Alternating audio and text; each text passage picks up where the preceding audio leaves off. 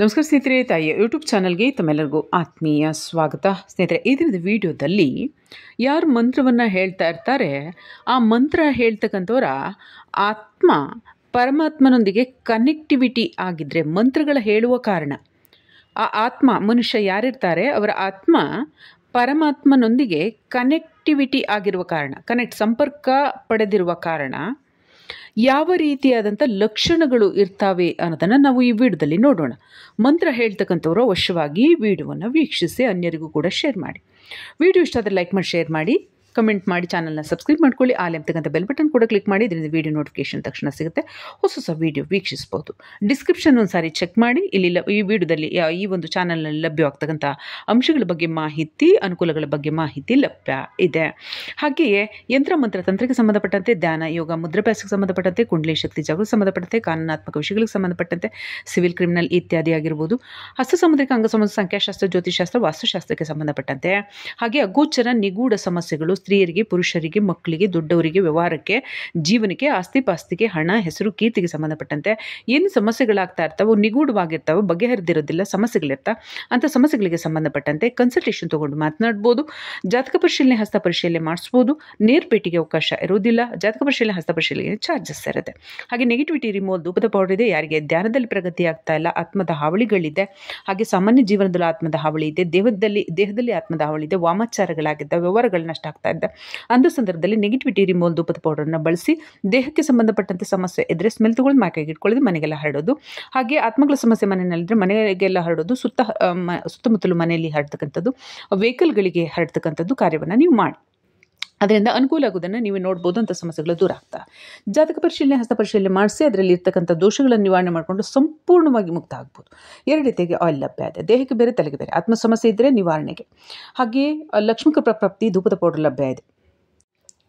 ಈ ಒಂದು ಪೌಡ್ರನ್ನು ನೀವು ಬಳಕೆ ಮಾಡೋದ್ರಿಂದ ಈ ಹಣಕಾಸಿನ ಸಂಬಂಧಪಟ್ಟಂಥ ಸಮಸ್ಯೆಗಳಿಂದ ಅಂಥ ಸಮಸ್ಯೆಗಳು ನಿವಾರಣೆ ಆಗ್ತಾ ಹೋಗ್ತವೆ. ಆ ಒಂದು ಕಾರಣಗಳು ಕಂಡು ಬರುತ್ತೆ, ಕಾರಣಗಳನ್ನು ನೀವು ನಿವಾರಣೆ ಮಾಡ್ಕೋಬೋದು. ಅಥವಾ ನಿರಂತರವಾಗಿ ಇದನ್ನು ಬಳಸಿದಂಥ ಪಕ್ಷದಲ್ಲಿ ಅಂಥ ಸಮಸ್ಯೆಗಳು ಕೂಡ ನಿವಾರಣೆ ಆಗ್ತವೆ, ಹೊಸ ವ್ಯವಹಾರಗಳು, ಅನುಕೂಲಗಳು ದೊರೀತಾವೆ. ಈಗ ವಿಡಿಯೋದ ವಿಚಾರಕ್ಕೆ ಬರೋಣ. ಯಾವಾಗ ಮನುಷ್ಯ ಮಂತ್ರವನ್ನು ಹೇಳ್ತಕ್ಕಂಥ ಕಾರ್ಯವನ್ನು ಮಾಡ್ತಾರೆ, ಅಂತಹ ಸಂದರ್ಭದಲ್ಲಿ ಸಾಮಾನ್ಯ ಜೀವನದಿಂದ ವಿಶೇಷವಾದಂಥ ಸ್ಥಾನಕ್ಕೆ ಬಂದಾಗಿರುತ್ತೆ. ಈ ಆತ್ಮ ಎಂಬತಕ್ಕಂಥದ್ದೇನಿದೆ ಅದು ಸಮಸ್ತ ಲೋಕದಲ್ಲಿ ಸಕಾರಾತ್ಮಕವಾಗಿರ್ತಕ್ಕಂಥ ಪ್ರತಿರೂಪ, ಸಕಾರಾತ್ಮಕತೆಯ ಕೈಗನ್ನಡಿ. ಹಾಗಾಗಿ ಯಾವ ದೇಹಗಳು ಇದ್ದಾವೆ, ಮನುಷ್ಯ ವರ್ಗ, ಪ್ರಾಣಿ, ಪಕ್ಷಿ, ಜೀವ ಜಂತುಗಳಿದ್ದಾವೆ, ಅದರಲ್ಲಿ ವಿಶೇಷವಾಗಿ ಬುದ್ಧಿಜೀವಿ ಮಾನವ ಕಲ್ಯಾಣಕಾರ ಕಾರ್ಯಗಳನ್ನು ಮಾಡ್ತಕ್ಕಂಥದ್ದು, ಸಕಾರಾತ್ಮಕ ಕಾರ್ಯಗಳನ್ನು ಮಾಡ್ತಕ್ಕಂಥದ್ದು, ಶ್ರೇಷ್ಠ ಕಾರ್ಯಗಳನ್ನು, ಉನ್ನತ ಮತ್ತು ಪ್ರಭಾವಶಾಲಿ ಕಾರ್ಯಗಳನ್ನು ಮಾಡ್ತಕ್ಕಂಥ ಶಕ್ತಿ ಇರ್ತಕ್ಕಂಥದ್ದು ಅದು ಮಾನವ ಕುಲಕ್ಕೆ. ಅದರಲ್ಲಿ ಜೀವ ಹೊಂದಿರತಕ್ಕಂಥದ್ದು ಆತ್ಮಸ್ವರೂಪ. ಈ ಆತ್ಮಸ್ವರೂಪ ಎಂಬತಕ್ಕಂಥದ್ದೇನಿದೆ ಇದು ಸಕಾರಾತ್ಮಕ, ಅದು ನೈಜ ಗುಣವನ್ನೇ ಹೊಂದಿರುತ್ತೆ. ಆದಾಗ್ಯೂ ಕೂಡ ಜೀವದ ಬದಲಾವಣೆಗಳು, ಆಚರಣೆಗಳು, ಕರ್ಮ, ಇಚ್ಛೆ ಇತ್ಯಾದಿಗೆ ಅನುಸಾರವಾಗಿ ಜನರಲ್ಲಿ ವಿಶೇಷತೆ, ಬದಲಾವಣೆ, ದೇಹದ ಸ್ಥಿತಿಗತಿ, ಜೀವನದ ಸ್ಥಿತಿಗತಿ, ಬುದ್ಧಿ, ಆಚರಣೆ ಇದನ್ನೆಲ್ಲ ಭಿನ್ನ ಭಿನ್ನವಾಗಿ ನಾವು ಕಾಣ್ತೇವೆ. ಆದಾಗ್ಯೂ ಕೂಡ ಆತ್ಮ ಎಂಬತಕ್ಕಂಥದ್ದು ಅವಿನಾಶಿ ಮತ್ತು ಪ್ರಕಾಶಮಾನ ಸ್ವರೂಪ, ದೈವಿಕ ಶಕ್ತಿ. ಹೀಗಿದ್ದಾಗ ಯಾವೊಬ್ಬ ಮನುಷ್ಯ ಆ ದೈವಿಕ ಸ್ಥಿತಿಯನ್ನು ಮರೆತು ಭೌತಿಕ ಜೀವನದ ಆಚರಣೆಗಳಲ್ಲಿ ತನ್ನನ್ನು ತಾನು ಸಂಪೂರ್ಣವಾಗಿ ತೊಡಗಿಸಿಕೊಳ್ತಾನೆ. ಗಮನಿಸಿ, ಎಲ್ಲರೂ ಸಂಪೂರ್ಣವಾಗಿ ತೊಡಗಿಸಿಕೊಂಡಿರೋದಿಲ್ಲ. ಯಾರು ನಾನು ಆತ್ಮಸ್ವರೂಪ, ನಾನು ಜೀವ, ನಾನು ಇಲ್ಲಿ ಪ್ರಯಾಣಕ್ಕೆ ಬಂದಿದ್ದೇನೆ ಎಂಬತಕ್ಕಂಥದ್ದು ಈ ಒಂದು ಸೂಕ್ಷ್ಮ ಗ್ರಂಥಿಗಳಲ್ಲಿ ವಿಷಯಗಳು ಯಾವಾಗಲೂ ಕೂಡ ಹರಿದಾಡ್ತಾ ಇರುತ್ತೆ.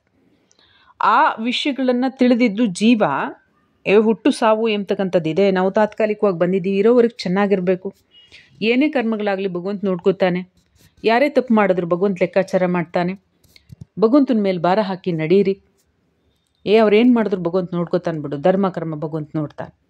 ಈ ರೀತಿಯಾಗಿ ಏನು ಹೇಳ್ತಾರೆ ನೋಡಿ, ಅವರು ಸಂಪೂರ್ಣವಾಗಿ ತನ್ನ ಜೀವನವನ್ನು ಭೌತಿಕವಾಗಿ ಇಲ್ಲಿಗೆ ತೊಡಗಿಸ್ಕೊಂಡಿಲ್ಲ, ಭೂಮಿಗೆ ತೊಡಗಿಸ್ಕೊಂಡಿಲ್ಲ. ಯಾರು ಭಗವಂತನ ಮೇಲೆ ಭಾರ ಹಾಕೋರು, ಭಗವಂತನ ಬಿಟ್ಬಿಡೋದು, ಭಗವಂತ ಲೆಕ್ಕಾಚಾರ ಮಾಡ್ತಾನೆ ಅನ್ನೋದು, ನಮ್ಮ ಪಾಡಿಗೆ ನಾವು ನಡೀತಾರನ್ನ ಅನ್ನೋದು, ಇಂತಹ ದೇಹಗಳೆಲ್ಲ ಏನಿದ್ದಾವೆ ಇವು ಇನ್ನೂ ಕೂಡ ಆತ್ಮದ ಜೊತೆಗೆ, ಜೀವಾತ್ಮದ ಜೊತೆಗೆ, ದೈವಿಕ ಶಕ್ತಿಯೊಂದಿಗೆ ಕನೆಕ್ಟಿವಿಟಿ ಇರೋದು. ಅದರಿಂದಾಗಿ ನಾನೇ ಎಲ್ಲ, ನನ್ನಿಂದಾನೇ ಎಲ್ಲ, ನನ್ನನ್ನು ಎದುರಾಕೊಂಡ್ರ ಹಾಗೆ ನನ್ನ ತಂಟೆಗೆ ಬಂದರೆ ನಾನು ಸುಮ್ಮನಿರೋದಿಲ್ಲ, ನಾನಿಷ್ಟು ಶಕ್ತಿಶಾಲಿ, ನಾನು ಪ್ರಭಾವಶಾಲಿ, ನನ್ನನ್ನು ಬಿಟ್ಟು ಯಾರೂ ಇಲ್ಲ, ಈ ರೀತಿಯಾಗಿ ಯಾವುದೋ ಆಚರಣೆ ಮಾಡೋದಿಲ್ಲ. ಭಗವಂತ ನೋಡ್ಕೋತಾನೆ, ಧರ್ಮ ಕರ್ಮ ಭಗವಂತ ನೋಡ್ಕೋತಾನೆ.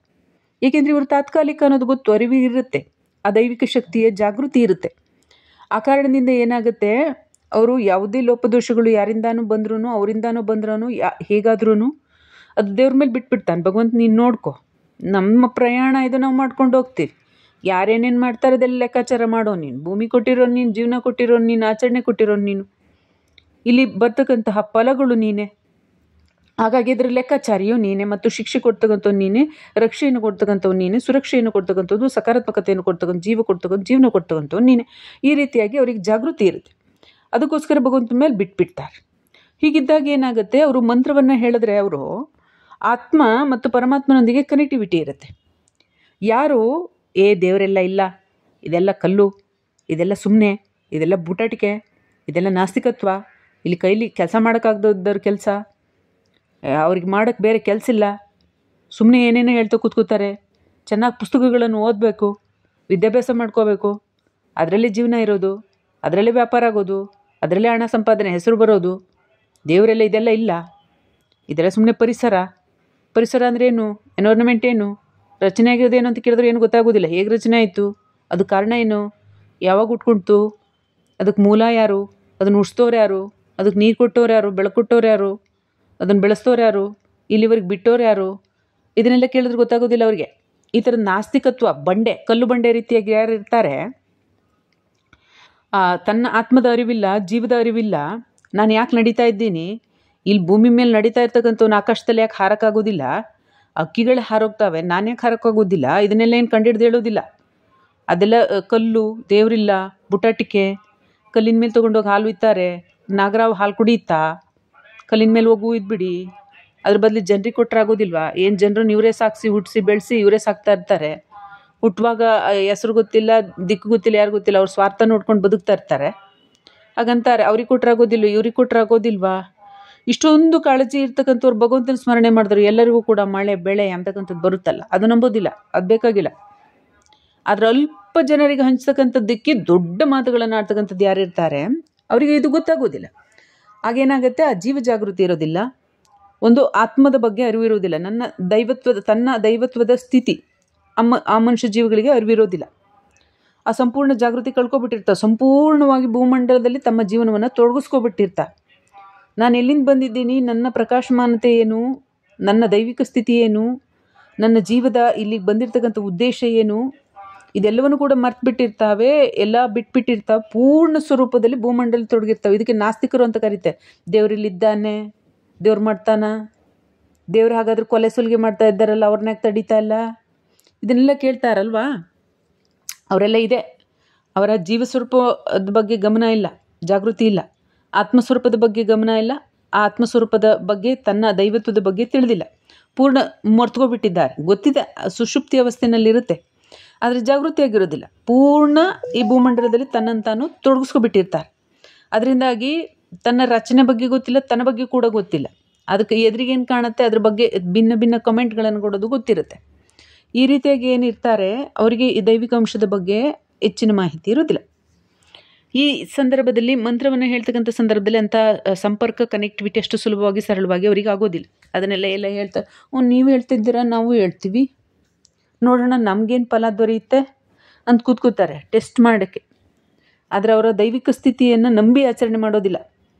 ಅವರಲ್ಲಿ ಜೀವ ಇದೆ, ನನ್ನ ಬುದ್ಧಿ ಕೊಡುತ್ತೆ, ಇದೆಲ್ಲ ಏನು ನಂಬಿ ಮಾಡೋದಿಲ್ಲ, ಟೆಸ್ಟಿಗೆ ಕೂತ್ಕೋತಾರೆ, ಅವರು ವಿಫಲ ಆಗ್ತಾರೆ.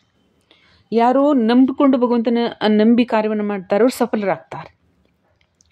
ಹೀಗೆ ಪೂರ್ಣವಾಗಿ ಭೂಮಂಡಲದಲ್ಲಿ ತೊಡಗಿಸ್ಕೊಂಡಿರ್ತಕ್ಕಂಥ ಜೀವಗಳಿಗೆ ಈ ಮಂತ್ರಗಳು ಕಾರ್ಯವನ್ನು ಮಾಡೋದಿಲ್ಲ ಅಷ್ಟು ಸುಲಭವಾಗಿ. ಮಾಡಿದ್ರೂ ಕೂಡ ಯಾವುದೋ ಒಂದು ಕಾಲಕ್ಕೆ ಪರಿಣಾಮ ಸಿಗುತ್ತೆ, ತಕ್ಷಣದಲ್ಲಂತೂ ಖಂಡಿತ ಸಿಗಲ್ಲ. ಯಾರು ಮಂತ್ರ ಹೇಳ್ತಾರೆ ಅವರ ಆತ್ಮ ಭಗವಂತನೊಂದಿಗೆ ಕನೆಕ್ಟಿವಿಟಿ ಇದೆ ಅಂತ ತಿಳಿಬೇಕಂದ್ರೆ ಗಮನಿಸಿ, ಮನುಷ್ಯ ನಿಂತ ನೀರಲ್ಲ, ಸದಾಕಾಲ ಚಲಿಸುವ ಸ್ಥಿತಿಯನ್ನು ಹೊಂದಿರತಕ್ಕಂಥದ್ದು, ಸದಾ ಪರಿವರ್ತನೆಯನ್ನು ಹೊಂದಿರತಕ್ಕಂಥದ್ದು, ಪರಿವರ್ತನೆ ಆಗ್ತಿರ್ತಕ್ಕಂಥದ್ದು. ಅದನ್ನು ನಾವು ವರ್ತಮಾನದಲ್ಲೂ ಕೂಡ ನಾವು ನೋಡ್ತೇವೆ. ಗಿಡ ನೆನ್ನೆ ಇದ್ದವು ಈಗಿರೋದಿಲ್ಲ, ಒಂದು ವಾರ ಕಳೆದ್ರೆ ಈಗಿರೋದಿಲ್ಲ, ಬೆಳೀತಾ. ಮನುಷ್ಯ ಈಗಿದ್ದವನು ಇರೋದಿಲ್ಲ, ಒಂದು ವರ್ಷ ಕಳೆದ್ರೆ ಬೆಳೀತಾ ಅಲ್ವಾ. ಇದು ಪ್ರತಿದಿನ ಬೆಳವಣಿಗೆ ಆಗ್ತಾ ಇದೆ, ಅಂದರೆ ಪರಿವರ್ತನೆ ಆಗ್ತಾ ಇದೆ. ಹೀಗಿದ್ದಾಗ ಆತ್ಮ ಮತ್ತು ಪರಮಾತ್ಮ ಎಂಬತಕ್ಕಂಥದ್ದು ಏನಿದೆ, ಈ ಮಂತ್ರಗಳ ಮೂಲಕ ಕನೆಕ್ಟಿವಿಟಿ ಆಗಿದ್ರೆ ಗಮನಿಸಿ, ಈ ಬೆಳವಣಿಗೆಯಲ್ಲಿ ಮನುಷ್ಯನಿಗೆ ಕರ್ಮಾನುಸಾರವಾಗಿ ಯಾವುದೇ ಘಟನೆ ನಡಿಬೋದು. ಆ ಟೈಮಲ್ಲಿ ಮನುಷ್ಯನಿಗೆ ಹಲವಾರು ರೀತಿಯಾದಂಥ ಬಾಧೆಗಳಾಗ್ತವೆ. ದೇಹದಲ್ಲಿ ಬಾಧೆಗಳು, ಮನಸ್ಸಲ್ಲಿ ಬಾಧೆಗಳು, ಬುದ್ಧಿಯಲ್ಲಿ ಬಾಧೆಗಳು, ಆರ್ಥಿಕ ನಷ್ಟ, ಸಂಸಾರದಲ್ಲಿ ನಷ್ಟ, ಜೀವನದಲ್ಲಿ ನಷ್ಟ, ಕುಟುಂಬದಲ್ಲಿ ನಷ್ಟ, ಸ್ಥಾನಮಾನಗಳಲ್ಲಿ ನಷ್ಟ, ಕೀರ್ತಿ ಪ್ರತಿಷ್ಠೆಗಳಲ್ಲಿ ನಷ್ಟ, ಹಣದ ಅರ್ಜನೆಯಲ್ಲಿ ನಷ್ಟ, ಯಾವ್ಯಾವುದೋ ರೂಪದ ಈ ಭೂಮಿಲಿ ಏನೇನು ಇರ್ತಾವಲ್ವ ಎಲ್ಲರಿಗೂ ಆ ಥರದ್ದು ಏನೇನಾದ್ರು ನಷ್ಟ ಬಂದಿರ್ತಾವೆ. ಅದರಲ್ಲಿ ವಿಶೇಷವಾಗಿ ಈ ಮಂತ್ರದ ಮೂಲಕ ದೈವಿಕ ಕನೆಕ್ಷನ್ ಇದ್ದರೆ ನೀವು ಗಮನಿಸಿ, ಕೇವಲ ಅಲ್ಲ, ಇದು ಸಾಕಷ್ಟು ಸಂಪೂರ್ಣ ಶಕ್ತಿಯುತ. ಈ ಮಂತ್ರವನ್ನು ನೀವು ಹೇಳುವ ಕಾರಣ ಜಪ ಮಾಡಬೇಕಾಗಿಲ್ಲ, ಉಪವಾಸ ಮಾಡಬೇಕಾಗಿಲ್ಲ, ವ್ರತ ಮಾಡಬೇಕಾಗಿಲ್ಲ, ಯಾವುದೇ ಆರಾಧನೆ ಮಾಡಬೇಕಾಗಿಲ್ಲ, ಕಾಡಿಗೆ ಹೋಗಬೇಕಾಗಿಲ್ಲ, ನಿರ್ಜನ ಪ್ರದೇಶಕ್ಕೆ ಹೋಗಬೇಕಾಗಿಲ್ಲ, ಎಲ್ಲೂ ಹೋಗಬೇಕಾಗಿಲ್ಲ, ಈ ಥರದ್ದೇನು ಹೋಮ ಹವನ ಇತ್ಯಾದಿ ಏನು ಮಾಡಬೇಕಾಗಿಲ್ಲ. ಆತ್ಮ ಪರಮಾತ್ಮನೊಂದಿಗೆ ಮಂತ್ರದ ಮೂಲಕ ಕನೆಕ್ಟ್ ಆಗಿದ್ದರೆ, ನೀವು ಮಂತ್ರವನ್ನು ಹೇಳ್ತೀರಾ, ಅದ್ರ ಮೂಲಕ ಕನೆಕ್ಟ್ ಆಗಿದ್ದರೆ ನಿಮ್ಮ ದೇಹದಲ್ಲಿ ರೋಗರುಜಿನಿಗಳಿದ್ದರೂ, ನಿಮ್ಮ ದೇಹದಲ್ಲಿ ಬಾಧೆಗಳಿದ್ದರೂ, ನಿಮ್ಮ ದೇಹದಲ್ಲಿ ಯಾವುದೇ ರೀತಿಯಾದಂತಹ ಹಾನಿಕಾರಕ ಸ್ಥಿತಿಗತಿಗಳಿದ್ದರೂ ಕೂಡ, ಹಾನಿಕಾರಕ ಅಂದ್ರೇನು, ಆ ಮನುಷ್ಯನಿಗೆ ಯಾವುದೋ ರೂಪದಲ್ಲಿ ಆತ್ಮದ ಹಾವಳಿ ಆಗಿರ್ಬೋದು, ದೇಹದಲ್ಲಿ ಬಾಧೆಗಳಾಗಿರ್ಬೋದು, ಊದ್ಕೊಳ್ತಿರ್ತಕ್ಕಂಥದ್ದು, ಸಣ್ಣ ಆಗಿರ್ತಕ್ಕಂಥದ್ದು, ಶುಷ್ಕವಾಗ್ತಕ್ಕಂಥದ್ದು, ಏನೇನೋ ಒಂದು ರೀತಿಯಾಗಿ ಅಗೋಚರ ಸಮಸ್ಯೆಗಳು, ವಿಪರೀತ ಹಾಕಲಿಕ್ಕೆ ಬರೋದು, ವಿಪರೀತ ನಿದ್ದೆ ಬರೋದು, ವಿಪರೀತ ತೂಕಡಿಕೆ ಬರೋದು, ವಿಪರೀತ ಆಹಾರ ತಿನ್ನಬೇಕು ಅನ್ಸೋದು, ವಿಪರೀತ ತಿರುಗಾಡ್ಬೇಕು ಅನ್ಸೋದು, ವಿಪರೀತ ಚಟಗಳಿಗೆ ತಿರುಗೋದು, ಇಂಥದ್ದು ಬೇಕಾದಷ್ಟು ಏನೇನು ಇರ್ತಾ. ಮನುಷ್ಯನ ನೋಡಿ ನಿಮ್ಗೆ ಗೊತ್ತಾದ ಹಾನಿಕಾರಕ ಲಕ್ಷಣಗಳನ್ನು ನೋಡಿದ್ರೆ ಲೀಸ್ಟ್ ಉದ್ದಕ್ಕೂ ಸಿಗ್ತಾ. ಹೀಗಿರ್ತಕ್ಕಂಥ ಸಂದರ್ಭದಲ್ಲಿ ಆ ಆತ್ಮ ಪರಮಾತ್ಮನೊಂದಿಗೆ ಕನೆಕ್ಟಿವಿಟಿ ಆಗಿದ್ರೆ ನೀವು ಮಂತ್ರವನ್ನು 7 ದಿನಗಳು ಅಥವಾ 11 ದಿನಗಳು ನಿರಂತರವಾಗಿ, ಕನಿಷ್ಠ ಒಂದು ಅರ್ಧರಿಂದ 1 ಗಂಟೆ, ಜಾಸ್ತಿ ಸಮಸ್ಯೆ ಇದ್ದರೆ ನೀವು ನಿರಂತರವಾಗಿ ಬೆಳಗ್ಗೆ ಸಂಜೆ 11 ದಿನ ಕನೆಕ್ಟಿವಿಟಿ ಇದ್ದರೆ ನಿರಂತರವಾಗಿ ಹೇಳೋದ್ರಿಂದ ದೇಹದಲ್ಲಿನ ಆರೋಗ್ಯ ಸಮಸ್ಯೆಗಳು ನಷ್ಟ ಆಗ್ತವೆ. 11 ದಿನ ಮಾನಸಿಕ ಸಮಸ್ಯೆಗಳು ನಷ್ಟ ಆಗ್ತವೆ, ಆರ್ಥಿಕ ಸಮಸ್ಯೆಗಳಿಗೆ ಇರ್ತಕ್ಕಂಥ ಅಡಚಣೆಗಳು ನಷ್ಟ ಆಗ್ತವೆ, ಜೀವನದ ಸಮಸ್ಯೆಗಳು ನಷ್ಟ ಆಗ್ತವೆ.